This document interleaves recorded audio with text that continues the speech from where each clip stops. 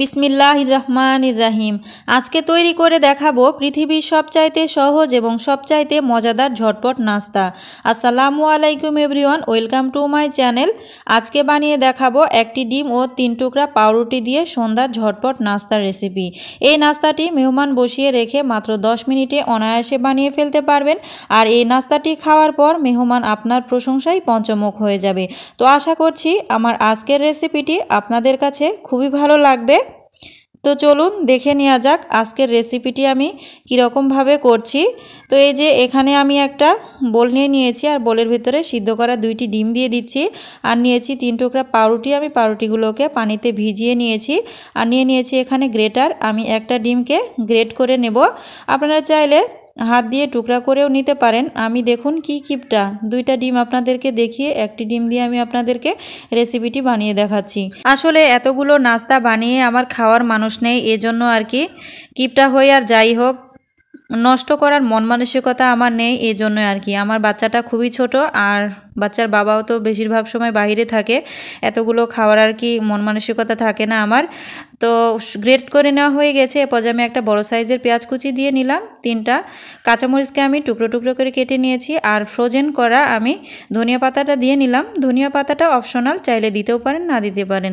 আর দিয়ে দিলাম স্বাদমতো লবণ, দিয়ে দিলাম চিলি ফ্লেক্স, দিয়ে দিলাম সামান্য একটু হলুদ গুঁড়ো, আর দিয়ে দিলাম চাট মশলা।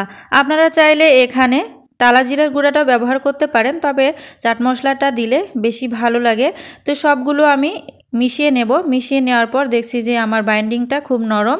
এ পর্যায়ে আমি 2 টেবিল চামচ চালের গুঁড়ি এবং 2 টেবিল চামচ বেসন দিয়ে নিলাম। তারপর হাত দিয়ে এটাকে খুব ভালো মতো মথে মাখিয়ে নেব। সুন্দর একটা বাইন্ডিংয়ে পরিণত করতে হবে। দেখুন খুব সুন্দর মতো একটা ডোয়ের মতো হয়ে গিয়েছে। এ পর্যায়ে আমি হাতটা ধুয়ে হাতে তেল মাখিয়ে এবার এগুলোকে টিকিয়া কাবাব শেপ করে নেব।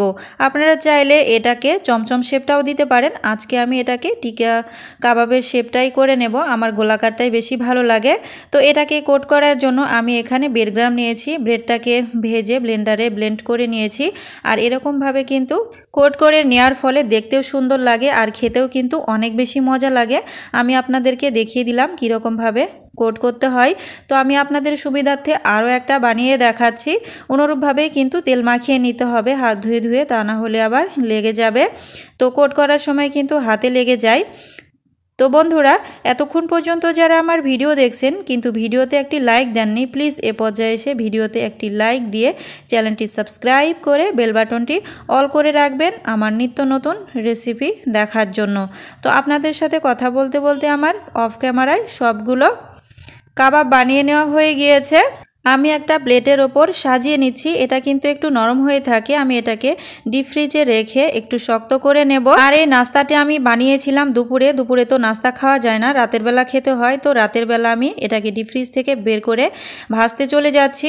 এই যে চুলাতে আমি একটা ফ্রাই প্যান বসিয়ে দিয়েছি, আর এখানে দিয়ে দিচ্ছি পর্যাপ্ত পরিমাণ তেল। তেলটা কিন্তু খুব একটা বেশি দেওয়ার প্রয়োজন নেই, অল্প তেলে এইরকম কড়াইয়ে কিন্তু এই নাস্তাগুলো ভেজে নেওয়া যায়।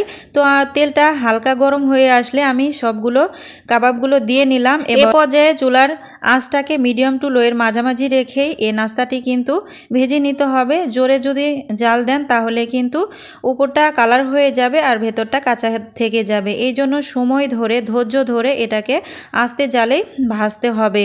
আর প্রথম অবস্থায় কিন্তু তেলটা বেশি গরম করে নেওয়া যাবে না, তাহলে দেওয়ার সাথে সাথে কালার চলে আসবে। তো এক পাশটা যখন হয়ে যাবে তখন এরকম করে উল্টে পাল্টে এই নাস্তাটাকে ভেজে নিতে হবে। নাস্তাটা কিন্তু নরম হয়ে থাকে প্রথম পর্যায়ে, এই জন্য সাবধানতার সাথে উল্টে পাল্টে এটাকে ভেজে নেবেন, তা না হলে কিন্তু ভেঙে যাবে, আর ভেঙে গেলে কিন্তু দেখতে ভালো লাগবে না। তো আপনারা ভিডিওতে ভালোভাবে লক্ষ্য করলেই বুঝতে পারছেন যে আমি কীরকমভাবে কতবার ধীরে ধীরে এই নাস্তাগুলোকে উল্টে পাল্টে দিচ্ছি। তো বন্ধুরা, আমার আজকে এই নাস্তার রেসিপি কেমন লেগেছে অবশ্যই আমাকে কমেন্টস করে জানাবেন। যদি ভালো লাগে লাইক দিবেন, সাবস্ক্রাইব করবেন, আর যদি রেসিপিটি খুবই বেশি ভালো লাগে তাহলে ফ্রেন্ড সার্কেলদের মাঝে শেয়ার করে দেবেন।